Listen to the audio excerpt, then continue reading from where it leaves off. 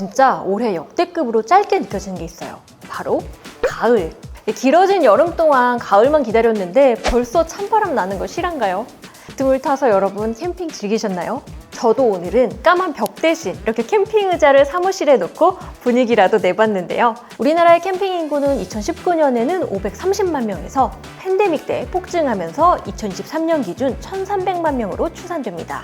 그러다 보니 국내 캠핑 시장도 엄청 성장했는데요. 2021년 기준 6조 3천억 원에 달합니다. 저도 지난달에 친구들이랑 캠핑을 다녀왔는데요. 저희 텐트는 백패킹용이라 좀 작았는데 아이들이 있는 친구들 텐트는 규모가 어마어마해서 거의 저희 집보다 좋더라고요. 그렇게 다들 모여서 인원수대로 꺼내든 것이 있으니 바로 캠핑 의자. 오늘은 그 중에서도 가장 인기를 누리고 있는 헬리녹스 읽어드립니다.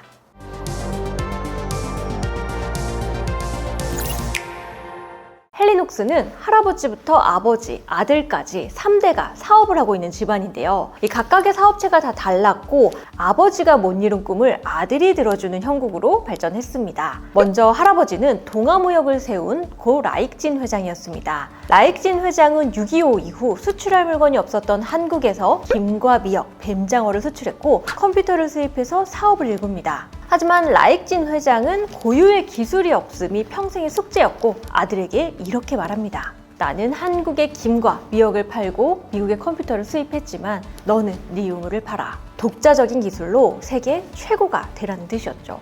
이를 마음에 품은 라제건 회장, 연세대학교 경영학과를 졸업하고 미국 미시간 대학에서 경영학 석사를 받으면서 아이템을 고민합니다.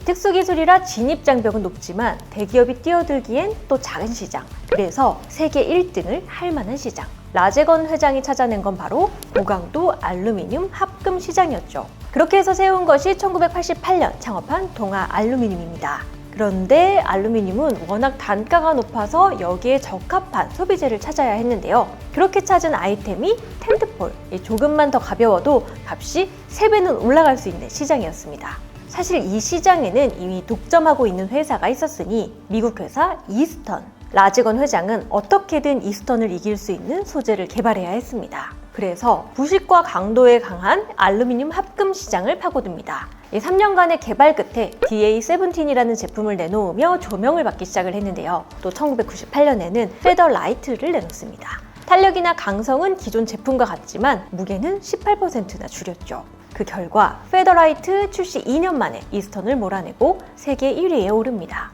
이후에도 알루미늄 합금을 계속 개발하면서 180여 건의 특허를 등록하는데요. 노스페이스, 콜맨, 몽벨, 빅아그네스 등 세계적인 아웃도어 브랜드의 텐트가 모두 동아 알루미늄을 사용하면서 전 세계 텐트폴 시장의 90%를 차지하게 됩니다. 동아 알루미늄은 대중에게 잘 알려지진 않았지만 세계 1, 2위를 다투는 기업을 뜻하는 그야말로 히든 챔피언이었던 겁니다. 동아 알루미늄의 다음 스텝은 텐트 개발이었습니다. 소재 개발부터 사용자들의 목소리를 많이 수렴하다 보니 자연스레 어떤 텐트를 만들어야 할지도 보였는데요. 단순한 OEM을 넘어 제품을 제안하는 ODM으로 나갑니다. 라제건 회장이 직접 설계한 텐트만 1000동. 세계적인 텐트 브랜드의 주요 제품은 대부분 라제건 회장이 설계했다 해도 과언이 아닐 정도인데요. 노스페이스에서 출시한 돔8 제품 역시 DAC에서 연구개발해 내놓은 제품이지만 과학계에서조차 이 혁신의 공은 노스페이스에만 돌렸습니다. 품업체의 기술력과 브랜드는 크게 인정받기 어려운 시절이었죠. 라제건 회장은 이미 세계 최고가 되었고 기술도 있었지만 우리 브랜드가 필요하다는 것을 절실히 깨닫게 됩니다. 그래서 독자적인 브랜드를 만드니 이게 바로 헬리녹스였죠.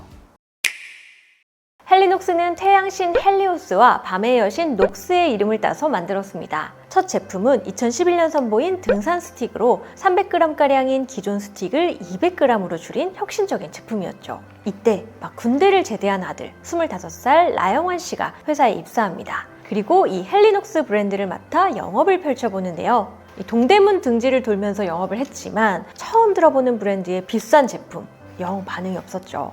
하지만 이듬해 출시한 캠핑 의자 체어1이 출시되면서 상황이 바뀝니다. 체어1은 원래 출장차 미국 모하비에 갔던 라제건 대표가 너무 무겁고 커다란 캠핑 의자를 보면서 가볍게 만들 수 없을까 고민하다가 만든 제품인데요.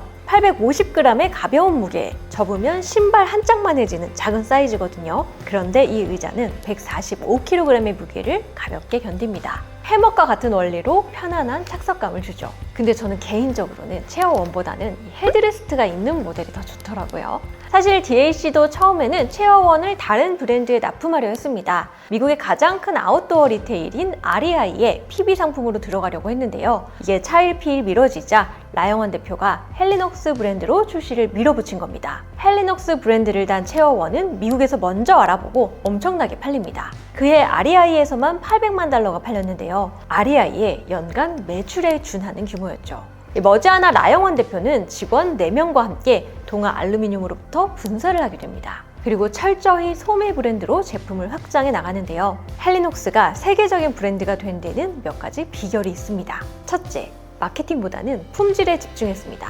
지금의 헬리녹스를 보면 이 마케팅과 브랜딩을 엄청 잘하는 것처럼 느껴지지만 라영원 대표는 처음에 무조건 제품에 집중했습니다. 모든 제품을 자체 개발하되 시장에 조금이라도 비슷한 제품이 있으면 출시를 과감히 포기할 정도였죠. 처음에 만든 가벼운 등산 스틱처럼 기능이 조금 더 나은 제품만으로는 안 된다. 게임 체인저를 만들어야 한다는 각오였죠. 그 결과 헬리녹스의 혁신적인 제품은 계속됐습니다. 국악 텐트 노나돔 4.0의 경우 200만 원에 육박했지만 50개 한정 판매에서 1만 명이 몰려서 추첨을 통해 판매하기도 했습니다. 헬리녹스 품질의 효과였죠. 둘째, 패션 브랜드와의 협업입니다. 2016년 헬리녹스는 슈프림과의 콜라보를 통해 체커무늬 체어1을 내놨습니다. 그것도 슈프림이 먼저 연락이 왔는데요. 슈프림과 최초로 협업한 한국 브랜드가 된 겁니다. 이 콜라보는 헬리녹스의 인지도와 브랜드 가치를 한층 높여주었습니다. 이후로 나이키, 포르쉐, 칼하트, 디즈니, 메종 키친에 그리고 BTS까지 정말 수많은 브랜드와 콜라보를 해서 콜라녹스라는 별명까지 붙었죠. 사실 예전에 캠핑용품 하면 그렇게 힙하지는 않잖아요. 약간 아빠들이 쓰는 기능 좋은 제품의 느낌이 있었는데 이 헬리녹스는 콜라보를 통해 완전히 힙하고 새로운 브랜드 이미지를 창출한 겁니다. 최근에는 GS25와 협업해서 소세지 플래터와 캠핑 김치라면까지 선보였는데요. 캠핑이라는 소재만으로도 어느 브랜드와도 잘 붙는 아이코닉 브랜드가 된 거죠. 셋째, 찐팬들과의 소통입니다. 헬리녹스는 세계적인 브랜드와 어깨를 나란히 하는 동안에도 대대적인 광고나 마케팅보다는 캠퍼들과의 소통에 집중했습니다. 한남동에 있는 헬리녹스 크리에이티브 센터는 캠퍼들의 성지인데요. 헬리녹스 브랜드뿐만 아니라 다른 캠핑 제품까지 직접 제품을 체험해보고 구매할 수 있도록 했죠. 또 헬리녹스의 유튜브 채널 헬리녹스 인사이더에서는 캠핑에 진심인 헬리녹스 직원들이 자연에서 멋진 영상미를 보여주고 제품을 리뷰하며 만들어가고 있습니다. 또 2019년에는 프랑스 루브르 박물관에서 유리 피라미드 30주년 기념 행사를 하면서 야외에서 영화 상영을 했는데요. 여기에 헬리녹스 의자 1000개를 쭉 깔았습니다. 헬리녹스는 이를 세척해서 번호를 매기고 판매했는데요. 금세 매진이 될 정도였죠. 헬리녹스는 자신들의 정체성을 잘 알릴 수 있는 이벤트를 통해 찐팬들과 소통한 겁니다. 그 결과 헬리녹스의 매출은 무섭게 성장하고 있습니다. 2019년 380억 원이던 매출은 2022년 770억 원으로 성장했습니다. 그리고 헬리녹스의 매출의 70%는 해외에서 나오고 있는데요. 2023년에는 1200억 원의 추가 투자를 유치했고 싱가포르로 본사를 이전했습니다. 글로벌 도약을 위한 선택이었죠.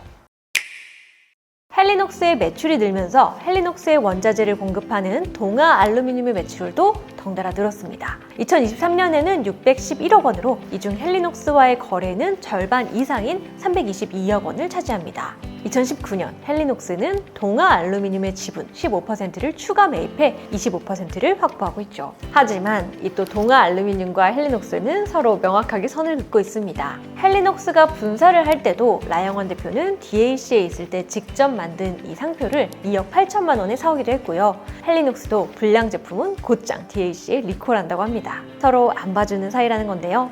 최근 라제건 회장은 또 하나의 캠핑 장비 브랜드를 런칭합니다. 라제건 회장의 미국 이름을 딴 제이크라.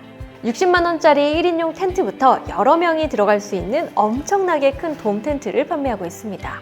이걸 처음 봤을 때 시장에선 수요 없는 공급이라는 소리도 나왔는데요. 여기에는 아버지의 새로운 목표가 담겨 있습니다. 라제건 회장은 젊은 시절 목표였던 세계 1등도 달성했고 우리만의 브랜드라는 꿈도 아들을 통해서 이뤘습니다. 하지만 헬리녹스는 아들 색깔이었죠. 라 회장은 사회에 기여하고 싶다는 생각을 했고 자원봉사를 통해 이를 이루려고 합니다. 2022년에는 소통이 단절된 1인 가구 청년들을 대상으로 한 말륜티움을 개최합니다. 모두가 함께 모여 캠핑하면서 소통할 수 있는 행사였죠.